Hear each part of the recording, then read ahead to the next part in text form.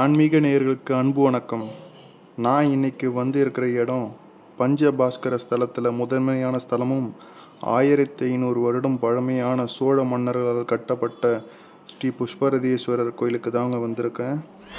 இந்த கோயிலுக்கு நிறைய சிறப்பு இருந்தாலும் முக்கியமான சிறப்பாக சூரிய பகவானே ஈசனை வழிபட்ட ஸ்தலம். அதனால இந்த கோயில் முதன்மையான சூரிய பரிகார ஸ்தலமாக விளங்குது.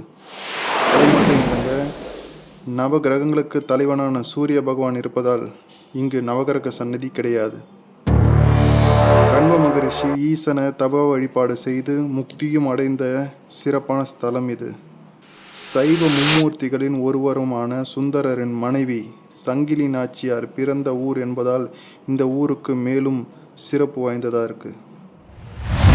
இங்கு பக்தர்கள் மன நிம்மதி, தொழில் பிரச்சனை, குடும்ப பிரச்சனை, உடல் பிரச்சனை தீர வாரந்தோறும் ஞாயிற்றுக்கிழமைகளில் குவிந்து வருகின்றனர்.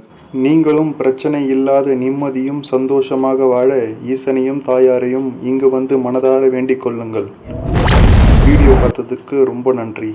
மீண்டும் அடுத்த வீடியோவில் சந்திக்கலாம். நன்றி, வணக்கம்.